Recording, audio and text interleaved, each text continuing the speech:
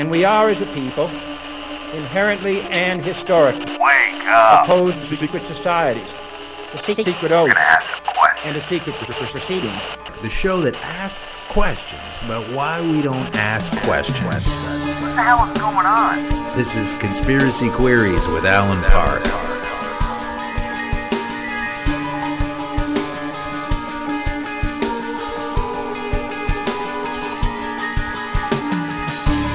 Welcome to Conspiracy Queries with Alan Park. These are Conspiracy Queries. I am Alan Park, and what a show we have for you today. I'm going to jump right in at the mystery of Flight 800. For those of you that continue to insist that conspiracy theories are the thing of fiction, I got another word for you that starts with the letter F, but it's not fiction. Once again, I feel vindicated here, as do many, that the 1996 crash of the jumbo jet Flight 800 that a lot of people believed, based on eyewitness reports and trajectory sightings of missiles flying by, did not believe, once again, the false official story of what happened to Flight 800. It was, in fact, shot down. Here from the Toronto Star. Yes, that'll be painful to many that like to believe the Star never prints truth. Former investigators are pushing to reopen the probe of the 96 crash of a jumbo jet off the coast of New York, saying new evidence points to the often discounted theory that a missile strike may have downed the Paris-bound flight. Let's go over to CNN now, where they're a little more certain than saying may. On CNN, it says a documentary on the 1996 explosion that brought down the flight offers solid proof that there was an external detonation. Well, that's not what the show is about today, but it's just a nice, tasty little reminder that sometimes after the fact, unlike the Kennedy assassinations, and I'll leave that as many plurals as you'd like, we don't always get the facts, but it looks like we're heading down to some pretty interesting fact-based stuff with Flight 800, which was shot down. And this is coming from some crackpot loser who just can't seem to pipe down. No, it's coming from the official investigators that were put up to the job in the first place. So usually people are given money and told to shut up, but these guys look like they might be turning in the real story. So stand by for that. That's going to be just as shocking, I suppose, as the fact that there are some people in the country and in America that want everyone to know what the truth is in this surveillance state, this birdcage we all live in. If you're listening in Canada and you think you're safe from the eavesdropping of federal agencies because we're not in America, that is a big fat mistake. It's been going on here for quite a while. I'd love to just dump it on the laps of the conservatives, if we can move away John Baird's male lap dancer. But our Minister of Unnecessary Personal Jet Flights, Peter MacKay, didn't kick this thing off. This did start under the Liberals, and he does have a few, as usual, uncomfortable things to say about the privacy question when it comes to metadata collection. And hang on to that word, metadata. That means a lot of data. Canada's Privacy Commissioner is vowing to find out more about a surveillance program that collects data without a warrant on Canadians. So we could be, as usual with news in the States, we could be the tail at the back end of the dog that's being wagged. In the Globe and Mail, it says opposition MPs are raising questions about the program's legality and demanding that Defense Minister Peter MacKay explain why he approved it. Quote, when it comes to the metadata program, we know very little specific information at this point, but we want to find out more. I guess that counts if you're criticizing the metadata program or if you're in the metadata program. It's all about finding out more. 2 years ago, Mr. MacKay approved the renewal. As again, I said, this did start up under the Liberals, so don't think you're off the hook if you're wearing a red tie. They approved MacKay approved the renewal of the classified surveillance program that exists in a legal gray area because it collects Canadians' internet and phone data trails, so-called metadata, as part of its efforts to look at telecommunications patterns throughout the wider world. The question is whether this adds up to illegal spying on Canadian citizens, and I'm sure that they will deny that until the cows come home. I'm sure that there's, and as we're going to find out later on the show, in the States, that is complete fiction. This is a perfect time right now that I offer up a sponsor for the show. We have a new sponsor for the show. Actually, it's not a real sponsor, but I'm going to do a commercial for them anyway. They are called DuckDuckGo. DuckDuckGo is a search engine, just like Google, and it's one that you should bookmark. But unlike Google, it doesn't feed your metadata or anything else that you've searched for out to anyone, because they don't rat you out like Google. That's DuckDuckGo. We don't rat you out. Yeah, I'll have to work on that commercial. Is that too many animals there? Well, let's drum up the old Chinese Canadian anthem music for the next segment. This is Know Your Owners, or Let's Meet the Owners. I haven't been able to decipher it from Chinese exactly into English, but it's Meet the New Owners, and the new owners meet is not all that appealing, apparently. You know that China's been spying on Washington, and that China owns Canada now ever since the Nexen oil purchase. Ah, yes, the dulcet tones of the Canadian anthem as interpreted by the Chinese musician Bob Wiseman. Well, you might not like it, but China really is the new owners, not just of Canada, but the United States as well. They're all over the place. They've got our oil and the States' intelligence. And we don't really know that much about them, but they are an interesting bunch, and I do have some interesting articles to discuss regarding China. From The Guardian, one of my favorite publications, and you'll know that if you listen to the show. China's environmental problems are grim, admits ministry report.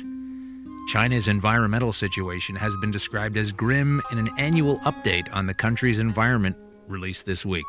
The update by China's Ministry of Environmental Protection, so I'm sure this was printed on unbelievable skeins of paper and distributed to every member of the Chinese Communist Party, said that the overall pollution problems were serious last year. And reporting on the update, the state-controlled newspaper China Daily said there has been a marked deterioration in China's air, water, and land quality.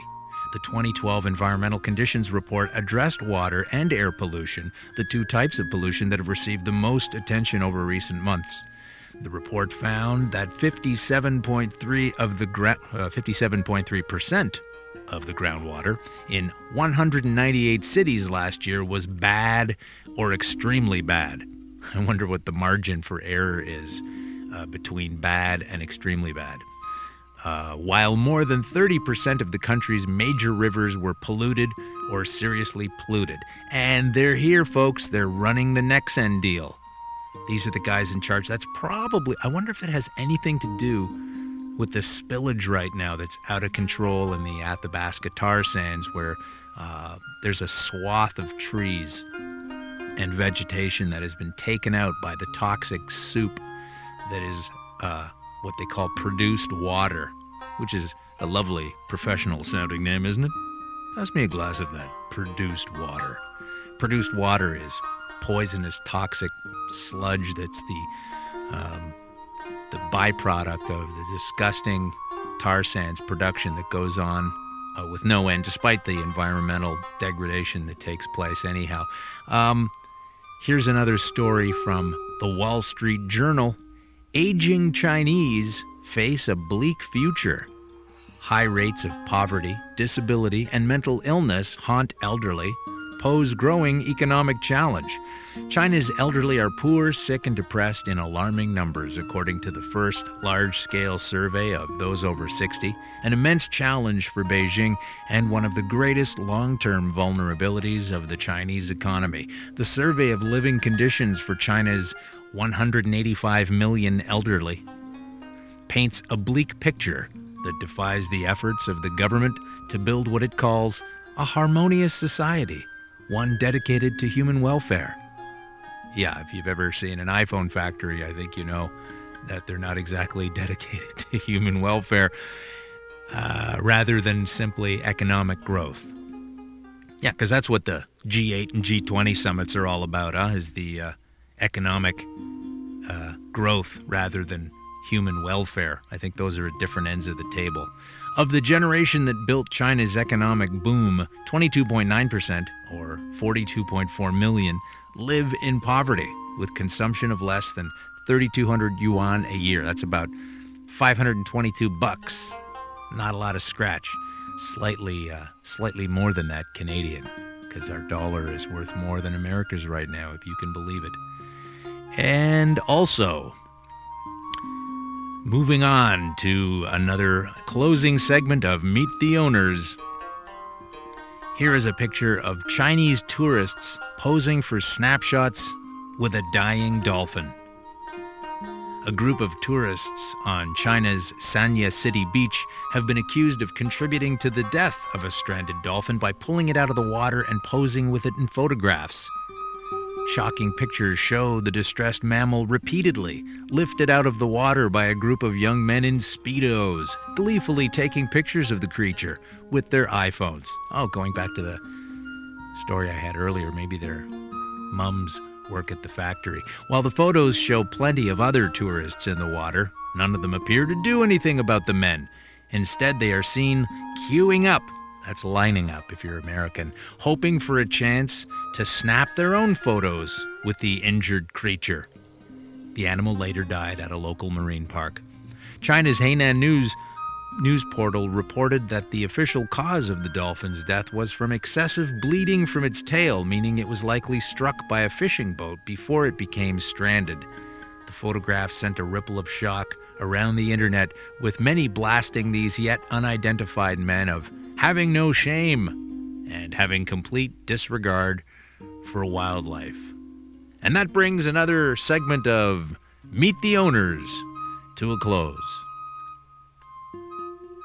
Now, if you work for the NSA or Booz Allen Hamilton or a major internet provider, you already know what's going to be on my show today, because you were listening in and you were reading and you were scouring my research as I put the show together. Well, that's okay.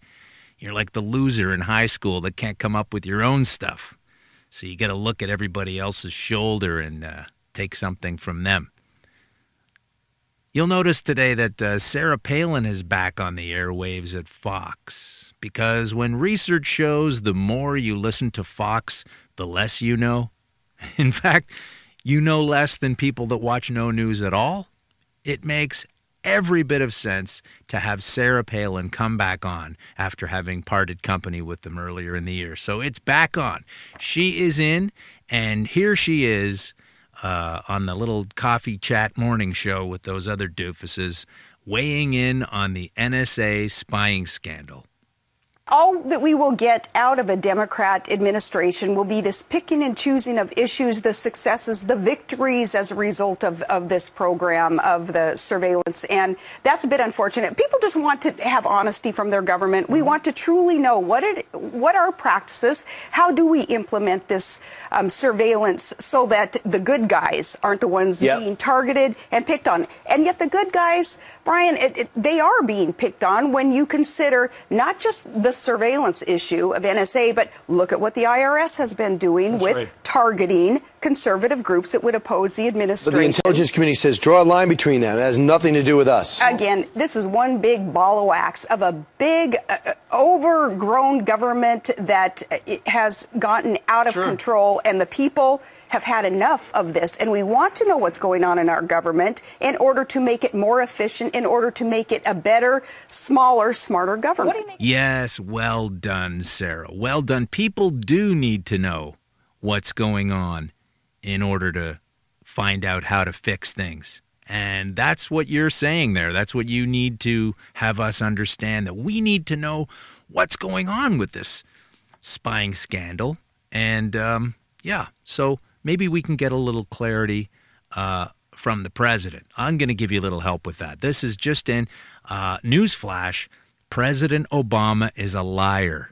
Administrator Clapper The intelligence director is also a liar. Both of these men claimed that we now know not to be the case regarding surveillance, that they are just getting the information of who is calling and the times of the call and the data about the call. But as far as the call itself is concerned, the content, no, not at all. That's not what they're collecting at all, because you believe your government. But let's have Obama put it in his own words. So if we can just play that clip right now of Obama. The programs that have been discussed over the last couple of days in the press are secret in the sense that they're classified. Right. But they're not secret in the sense that when it comes to telephone calls, your duly elected representatives have been consistently informed. Oh, so everyone we vote for what we're doing knows about it. Okay. When it comes to telephone calls, yeah, nobody is listening to your telephone calls. Oh, okay. You're saying that as the president. That's not what this program's about. Of course not. You would never As do was something. indicated, what the intelligence community is doing, spit it out, is looking at phone numbers, sure, and durations of calls. They are not looking at people's names, and they're not looking at content. But by sifting through this so-called metadata, they may identify potential leads with respect to folks who might engage in terrorism. Yeah, but that's not what Ed Snowden said. If these folks, if the intelligence community then actually wants to listen to a phone call, they've got to go back to a federal judge, just like they would in a criminal investigation. So I want to be very clear. Do that. Some of the hype that we've been hearing over the last day or so. It's only hype, is it? Okay. Nobody's listening to the content of people's phone calls. Nobody's listening. Okay, so thank you. You have made yourself clear. And now I want to go to counter that, and also to pick up on what Sarah Palin wants to know. Let's hear from an expert. Right, now we're going to listen to James Bamford put it all into a bow for us, and he is an expert on intelligence and the NSA. So you have one copy of everything coming in and going to NSA's secret room. And in the secret room was equipment by a private company called NARAS, a very small company hardly anybody's ever heard of, that created the hardware and the software to analyze these cables and then pick out the targets NSA is looking for, and then forward the targeted communications on to NSA headquarters. Bridgetown, Missouri is one of the centers for AT&T because it's sort of central in the country, and they could control much of the network of AT&T from there. And it was there that AT&T actually developed a system by which they could get into fiber optic communications. And just like they built this secret, the NSA built this secret room in San Francisco, and Mark Klein said that he had heard that they had built the secret rooms in other places around the country. There was also a secret room built in Bridgeton, and the worrisome part of that is Bridgeton controls the whole network. So, so you have the problem of these secret rooms not just being in San Francisco, they're throughout the network, and they're in other parts of the country, and the American public really has no idea what's going on in terms of who has access to their communication, what's being done with it, and is there somebody sitting there, as David Murphy Falk talked about in the NSA listening post in Georgia, are there people just sitting there listening to people's private conversations and laughing about them? I was just going to mention that it isn't just the picking up of these conversations and listening to them and laughing about them. These conversations are transcribed, and then they're recorded, and they're kept forever. There's a big building in Texas that's being built in San Antonio that's going to be used to house a lot of these conversations. NSA is running out of space at Fort Meade, their headquarters, so they had to expand, and they're building this very big building. It's reportedly going to be about the size of the Alamo Dome down there, to store all this huge amount of data communications.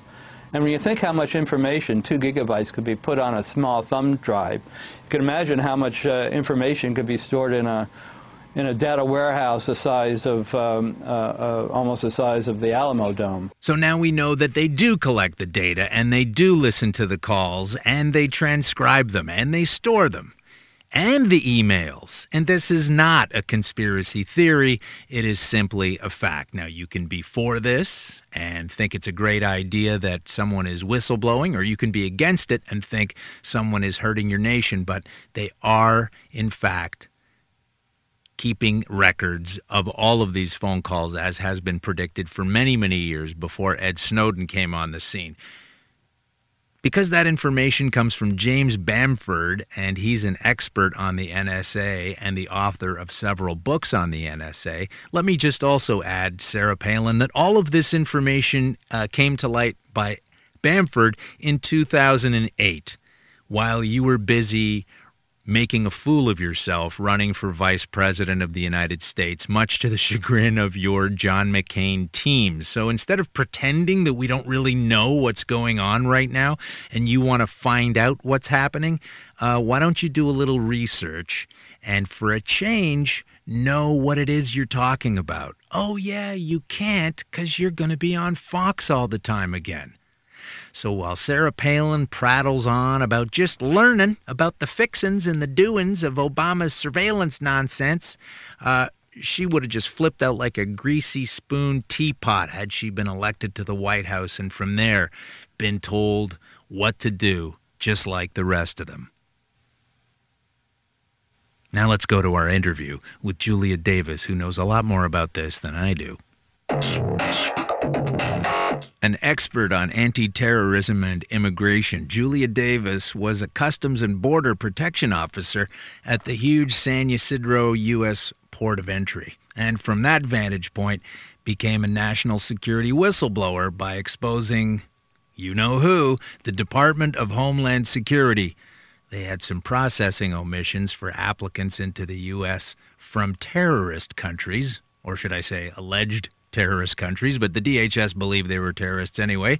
The DHS failed to act on this information when Julia brought it forward, so she made a report to the FBI's Joint Terrorism Task Force, which apparently embarrassed the DHS. What other excuse could there be for triggering Julia's descent into unbelievable levels of governmental harassment, including 54 retaliatory investigations against her after being labeled a top priority domestic terrorist. Julia and her family members and supporters have been surveilled by land and by air, which, by the way, costs millions of dollars. Bit of a waste. Her OnStar was hacked, and her internet was monitored. Well, no biggie there, Julia. All of our internet activity is monitored, as it turns out, so you don't get any brownie points for that one. But she did have a Black Hawk helicopter raiding her home under the auspices of the DHS, and her home was damaged, and they brutally assaulted her parents. Years later, a court of law has seen that Julia was able to defeat the Department of Homeland Security, the events of which are depicted in the unbelievably powerful documentary Top Priority, The Terror Within, now available at the DHS souvenir shop. No, I'm just kidding. You'll have to get it from Julia's website. Investigative journalism is now her thing for the LA Homeland Security Examiner, where she comments on national security and matters of terrorism and other such topics that the government would apparently rather you not know about. Julia, I hope I got that right. Thank you for coming on Conspiracy Queries. How are you today? I'm great. Thank you so much for having me, and thank you for such a thorough introduction. Oh, you're welcome. I just want to make sure we all know who we're dealing with before we get into the discussion. So I just wanted to get your version, like a smallish version. We don't have a lot of time, but I'd like to get, your story from a personal perspective of your official capacity, and then what happened to you on a personal level. Sure. I was working at the Department of Homeland Security, as you mentioned, at the largest and busiest land border crossing in the United States and in the world. between San Diego and Tijuana. And we had very specific intelligence alerts that on 4th of July, Al-Qaeda would penetrate land borders with Mexico. What year was that, Julia? That date was set as a date to watch of special importance. Sorry, what was there was July 4th. Which year was that? It was July 4th, 2004. And the same date later was found in bin Laden's writings, 4th of July. The same date was also referenced in the writings that allegedly were done by the Boston Marathon bombers. So there's obviously something to that date. And so we were supposed to be extra vigilant, but on that very date, when I came into my shift and I was putting in the data from the previous shift into the Homeland Security statistics database, I noticed that we had admitted 23 people from countries of special interest, which are countries with links to terrorism, into the United States within a 10-hour period. Okay, Normally, we would not even get more than maybe 5 to 15 people in an entire month. We had admitted 23 people within a 10-hour period, and they didn't bother to take their fingerprints, to copy their documents, didn't bother to fill out any information sheet, didn't enroll them into a system that existed at that time called NSEER that's supposed to record entries and exits of people from countries with links to terror. Is exactly what they had complained about in the case of the Boston Marathon bombers, that, why didn't anyone ask them when they traveled to Russia and to Chechnya, why didn't anyone ask them what they were doing there? Well, the system was designed to ask exactly those questions, and on 4th of July, no one bothered to do so. So the port director brought him all the paperwork, and he was just as shocked as I was. He hadn't heard that all these entries were processed in such a sloppy manner, to say the least. There could have been other motives for it being done that way. Let me ask you this: that you're telling me that you're a border guard at San Ysidro, so you're the kind of person that says, "Are you carrying any booze? Are you carrying any money? Can you just pull over there, please, for a second?" That's what you were doing, a border guard? No, I was working in the port enforcement unit. I was an acting supervisor there. Okay. And our unit was specifically created to deal with people from countries other than Mexico. Okay, so you're telling me that people were coming into the States from Mexico holding passports of terrorist countries. So which countries are we talking about, like Iran, North Korea? What kind of countries? Iran, Iraq, Pakistan. There's a long list of countries that actually changes year to year. And they're all coming in from Mexico? No, not necessarily. I mean, in that instance, that border where I was working in, they came in from Mexico, yes. Okay. All right. So you noticed this, and then they didn't they didn't have the proper accreditation, and they weren't captured by the system that the DHS had set up to be able to flag these type of people. Is that right? Yes, and when I attempted to bring this to Intel, I found out that someone had given all of them a day off. The Intel unit was completely closed on this date of special importance. Well, it's so a holiday. There was no one to report it to. Oh, it's a holiday. What do you expect? Yeah. Okay. So there was no one there, and then you put this report together for the FBI, and that's when the trouble really started for you. Yes, our manual said that if anything even remotely possibly connected to terrorism was taking place, we were supposed to notify FBI's Joint Terrorism Task Force.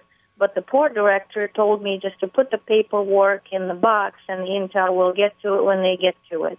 And in my mind, that was not the right thing to do, because if people came into the U.S. and were potentially plotting to do something on the same date, then someone needed to be aware of it on that date and start looking into it. So I took it upon myself and made that report to the FBI.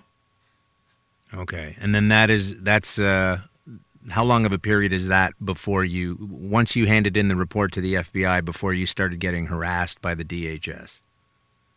From that point on, my life was never the same. In a period of literally days, former Commissioner of Customs, Robert Bonner, was approached by Los Angeles Times reporter who somehow knew about my report. And the reporter asked Bonner about the Julia Davis report to the FBI, and all hell broke loose. Bonner contacted the local port managers, asked them whether I was under investigation for anything whatsoever so they could immediately discredit me. And they responded to him that, no, I wasn't under any kind of investigation. So they decided to fix that very quickly. In a matter of 2 weeks, I was a subject of 19 investigations. And by towards the end of the ordeal, 2 years later, I was a subject of a total of 54 investigations. And what was the result of those investigations? They pretty much went unresolved for the most part.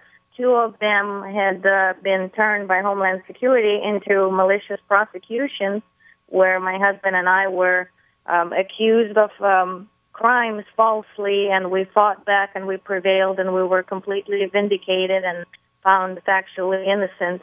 But the process was they intended not only imprison us both, but also to denaturalize me and deport me from the United States. Wow. And so your husband is also involved in this? Yes, they always like to target not only the whistleblower, but also their support system. So family and witnesses are always on the target list. They went after both of us very actively. And if it's not too difficult to discuss, what exactly happened with the there was a Black Hawk helicopter, which, I mean, people talk about this. It sounds insane. You know, there's always that paranoia bent of like, the black helicopters are after me. But you literally had a video recording of this black helicopter, and then people on that particular assault actually caused your father to have a heart attack. Is that right? That's right. After all of this ordeal with Homeland Security, I involuntarily resigned and immediately filed a case against Homeland Security for harassing and retaliating against me to such an extent that I literally could not do any work there. Every day I'd come in, they would just serve me with a notice of investigation and then interrogate me for 8 to 9 hours straight. And it was very obvious. The writing was on the wall. They would not leave me alone. So I filed an administrative case against them, and I prevailed in that case. The agency was found to have caused my involuntary resignation and engaging in illegal conduct, which is the wording that the judge used, which is a very rare, if not unprecedented. And only weeks after this ruling against Homeland Security was issued, there's a Black Hawk helicopter and a SWAT team, in Homeland Security terms called Special Response Team, that had raided our home. And my husband and I were not even at home. They saw my mother outside the house. They assumed that that was me, and they said, "Target is here. Let's start the operation." There again, it goes something to show for their absolute incompetence. And then after 2 years of surveillance, which they have admitted in videotaped depositions, they couldn't even find the front door. They went up to the bedroom door and started battering it down with a battering ram and beat an enormous hole through it. And my dad ran out of the house to see what was going on and asked them, "What are you doing? The front door is here. Why are you breaking down the door?" And instead of responding to him, a group of them attacked him, threw him to the cement so hard they broke his finger, shackled him, handcuffed him, and dragged him away from the house. And it's in the area near Palm Springs. We had a temperature of nearly 117 degrees that day. He is wearing nothing but boxer shorts. They put him in the full desert sun. And every time he asked them why they're there, what are they doing, they would tell him, "Your daughter is a domestic terrorist." So he's thinking they're probably sending me to Guantanamo as we speak because no one's telling him what they're doing there. And ironically, while they're searching our house for an hour and 45 minutes, they didn't even have a search warrant. And they actually sent more people and spent more time raiding our house than they sent in an alleged bin Laden raid. They had more manpower and more time spent to raid us than the bin Laden compound. Julia, how have you managed to avoid any kind of time in prison? Because we were completely innocent. So what we did is we fought the case in the proper legal channels and presented the evidence that completely dispelled their allegations that were utterly baseless. What the government did is they just baselessly threw in this allegation that when I married my husband nearly 20 years ago, that I did so just to immigrate to the United States, even though we're still together as of now, and I've never been apart.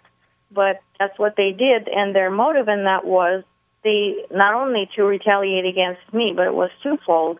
As soon as they had filed an indictment against us, they filed a motion to the court where I had just prevailed against them, and they said, we will find her to be an illegal alien, and illegal aliens have no right to federal workplace free of harassment. Therefore, we shouldn't have to pay her. We shouldn't have to honor the court order. And the judge pretty much laughed at them and said, no, that's not how it works. And ultimately, they had failed in it because it was utterly baseless allegation. I certainly did not get married for immigration purposes, and it was just an excuse. Normally, denaturalization is done for very serious war crimes, for example, to Nazi war criminals. But in this instance, they were also seeking to strip me of my U.S. citizenship. And after having me and my husband serve 10 years in prison, they were planning to also deport me out of the United States. So the extent of their malicious intent cannot be understated. So has the dust of all of this unfortunate series of events in your life settled? Do you feel safe now? Do you feel like you are still being followed, or it's all water under the bridge as far as the federal authorities are concerned?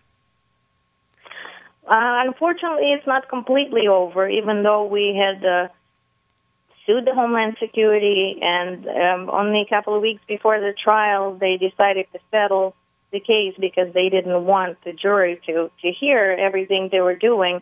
Incidentally, now these things are finally coming out in the mainstream media about all the surveillance. And in our case, we have Homeland Security perpetrators admitting that not only did they conduct warrantless surveillance, but it even included sending a fixed-wing airplane from a Coronado naval base to our house to photograph our house and our cars. And the waste of taxpayers' funds is just enormous.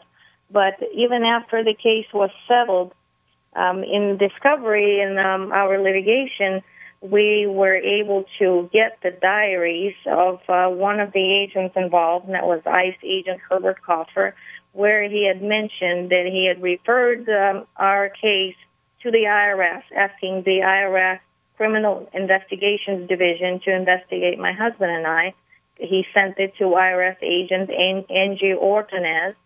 So they had initiated audits and attacks on my husband and I, starting from 2004 and all the way until present time. Now, you just gave the IRS agent's name again, but I'd like you to just do that one more time. It was a little bit obscured. What was the name of the agent again?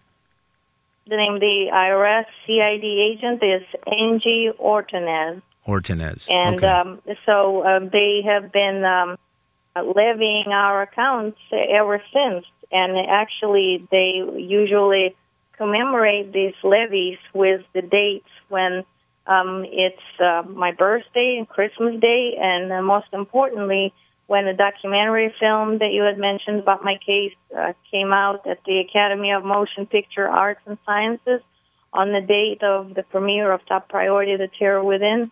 I went to the bank to get some gas money just to find out they had levied my account on that very date. So it's obviously done to convey a message. Look at what we can do. Well, that's an interesting point because right now what's going on is the accusation that the IRS deliberately targets, perceived enemies, the Tea Party, for one, various other people. And I personally don't understand why people are so surprised about this. That this is such a revelation that the IRS is a malignant attack dog. Everyone should read that came out, I think, in the 80s or in the 90s. Which book is that? The Power to Destroy, about the IRS abuses. And ever since the Nixon administration, the IRS has been used as a tool to suppress and oppress any dissidents, any outspoken whistleblowers, anyone that they would decide to target for political motives or just for exposing government corruption. Yeah, I'd like to spend some more time on the IRS in another show, because there are several people out there who have claimed that the IRS has failed to actually produce the law that requires anyone to pay taxes, and it's all done through coercion. There's a videotape of them saying that it is a voluntary system, but they still manage to coerce people into paying unbelievable amounts, and then fingering with extra pressure folks like yourself and other people as well. Where do you put yourself now? You're traveling around. You do interviews to talk about this and bring this kind of a thing to light for people, because in my experience, most people, they don't believe this kind of thing can really happen outside of a movie script. And my contention is that a lot of movie scripts come from ideas that have happened in real life that wind up in a screenplay. So how do you, I mean, sure, is your go-to every time just say, well, here's a copy of my movie, watch it? I mean, how do you prove to people that this really did happen? It sounds so out there.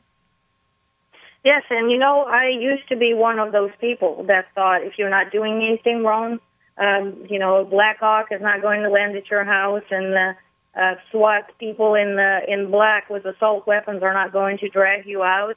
And now I know better. And it's exactly for skeptical people or just people who, choose not to believe something before they do believe it. We had filled the documentary with videos of the perpetrators admitting to what they did under oath, a videotape of the Black Hawk helicopter raid, court orders in our favor, and a slew of other documents. So literally every single thing we say is corroborated by evidence. And we did leave the experience as in The Enemy of the State, that movie.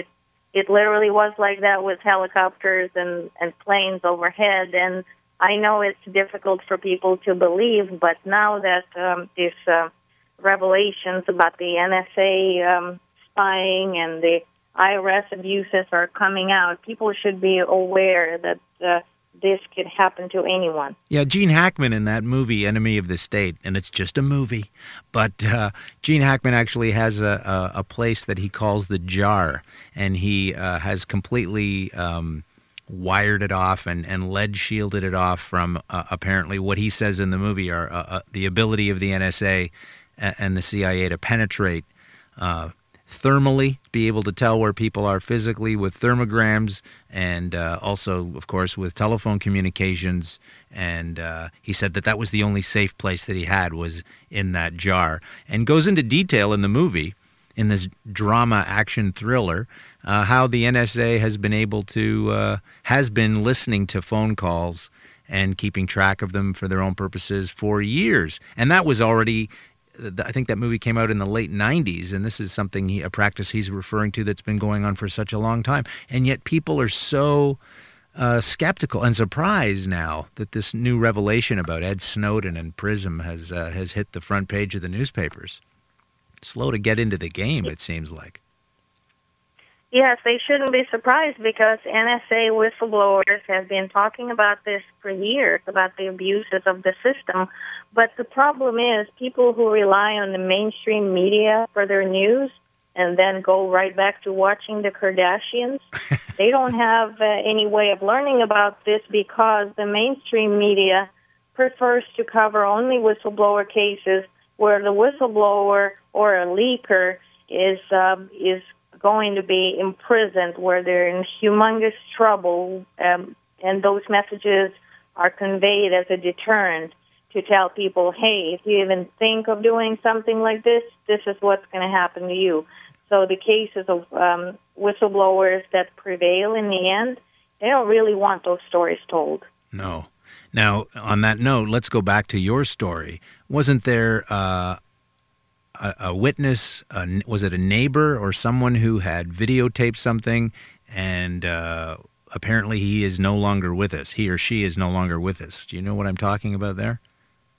Yes, our neighbor, Matthew Judd, happened to be at home when our home was being raided with a Black Hawk helicopter and a SWAT team. And actually, neighbors, knowing that my husband and I were in the film industry, which I had returned to after completing my hellish experience with Homeland Security, they actually thought we were filming a movie. But when they realized that this was the real deal, Matthew picked up his camera and started filming the raid. And in his tape, you can actually hear him say, "Oh no, they saw me," and he backs into the house and continues filming the raid through the window. And in fact, they did see him. He gave us a sworn statement about what he witnessed, because he witnessed them carrying out boxes of documents and who knows what else. Our laptop was one of the things that was taken out of the house. And so he outlined all that in his sworn statement and gave us the video of the raid. And then a little time went by, and all of a sudden, Matthew was found dead in his how old living did you say he room, was? sitting on his couch, no apparent cause. He was 25 years old. 25 years old. Wow. And he was found dead on his couch, and his death certificate said that it was pending investigation. But so many years later, it's quite obvious that there wasn't and isn't going to be any proper investigation. How do you feel about waking up in the morning and living in the country that you do when you know these kinds of things have gone on, and that at any moment you could be under a similar attack all over again? I mean, what's to stop them from drumming up new fake charges against you? It's a sad state of affairs, and especially with me originally coming from the former Soviet Union, where people lived in a constant state of terror, and everyone had a little black bag with necessities, toothbrush and some extra outfit of clothes. Everyone had that by their door, because a black car would arrive in the middle of the night and drag you out if one of the neighbors said that you said something that's against the government. And unfortunately, I'm seeing this great country, which is still the best country in the world, but I'm seeing it deteriorate to that extent, where we're moving in that direction. And I'm certainly hoping that people will wake up and start holding their elected officials accountable for voting in things like the Patriot Act into action, and for defending programs such as PRISM, which is an inexcusable violation of the natural privacy of every American citizen. Well, here's why I have a problem with that. I understand what you're saying, but I'm a little more skeptical than you. I sure hope people wake up like you say you do. I'm on the same page with you there.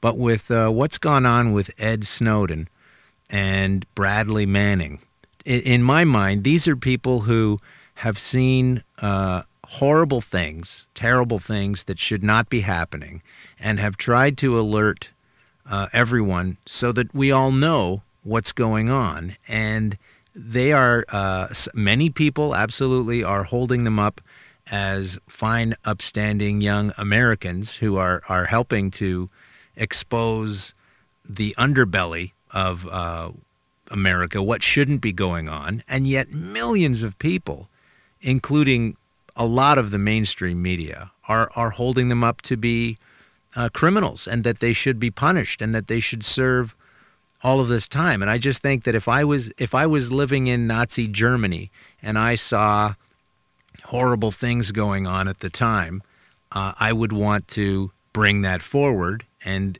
several decades later, I would probably be lauded as a hero for doing so. But in the meantime, people are calling them traitors. You know, there's this ridiculously boneheaded, particularly red-stated mindset of my country, right or wrong.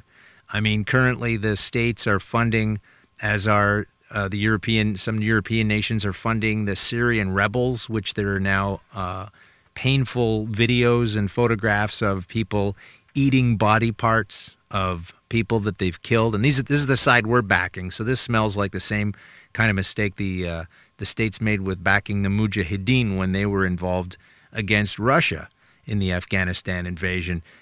So I don't see it I don't see that there's enough people waking up in time for us to escape a lot of problems from thinking that way. Where do you stand with Ed Snowden and Bradley Manning? What do you think's going to happen to them?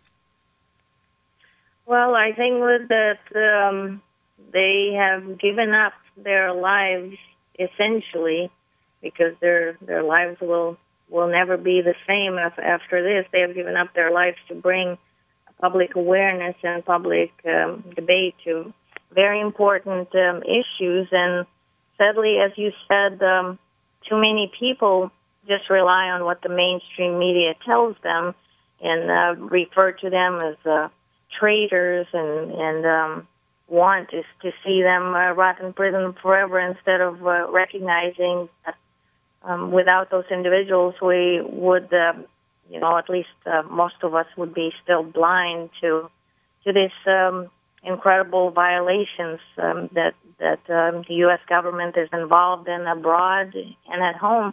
And that's what's so interesting about Manning and Snowden. They essentially fall in like pieces of the puzzle, because Manning's reports had exposed what was going on overseas, and Snowden's report filled in what's happening here at home, and together it paints a very ugly picture. But as a whistleblower, I have encountered that negative mindset as well. Under some of my interviews, people will write, something like, well, why would they even hire someone like her? She's from a former Soviet Union. She's a commie. And nothing could be further from the truth. I actually refuse to join Komsomol, and I'm a very patriotic, free-minded American, but some people just choose to see whistleblowers as a word that has negative connotation, and they believe that anyone who makes waves or exposes government corruption is, just a troublemaker, and that's created largely by the government and the mainstream media. Okay, and just before I let you go, I just want to point out to everyone who might have missed the beginning of the interview that Julia's troubles began in July 4th, 2004, and your legal, at least the legal victory that you experienced against the DHS, when was that? How many years later? It happened finally in 2011. 2011, so 2 years ago. It took years and years. So you're looking at a 7-year span. Now, of that 7-year span, some of it is taking place during the Bush regime, or should I say the Cheney regime, if I want to be more accurate. And the other part of it is taking place during Obama's presidency. Isn't it amazing that so much influence and power, such as the malevolence of the DHS and the IRS, that just keeps on keeping on regardless of who the president is, regardless of which puppet on a string. Did you pick the man in the red tie or did you pick the man in the blue tie? And enough people seem to be convinced that their color is the best color, when really a lot of this horrendous activity that takes place in America is taking place regardless of who is being allowed to sit in the White House. Does that ever bother you as an American citizen? Yes, it definitely does, because the division across the political lines is merely a distraction for the people to make them feel like they're cheering on for one or the other sports team. And as a result of that, the same activities by different presidents will either be lauded by them if he's on what's perceived to be their side, or condemned if he's perceived to be on the other, while they're doing exactly the same things. So it's very disheartening, because it's absolutely false image because they actually stand for the same things, and the federal government continues exactly the same activities regardless of who's in power. Yeah, that's something that I hope we can learn how to address someday. Julia Davis, I'd like to thank you very much for being on the show and wish you the best in your future, and hopefully it's a hassle-free one and a productive one. Give my regards to your husband as well. Thank you very much for having me. I appreciate it. Thanks for listening to Conspiracy Queries with Alan Park. Please offer comments or complaints by emailing conspiracyqueries@gmail.com or on Twitter @con_queries or at our website conspiracyqueries.com. Thanks for listening.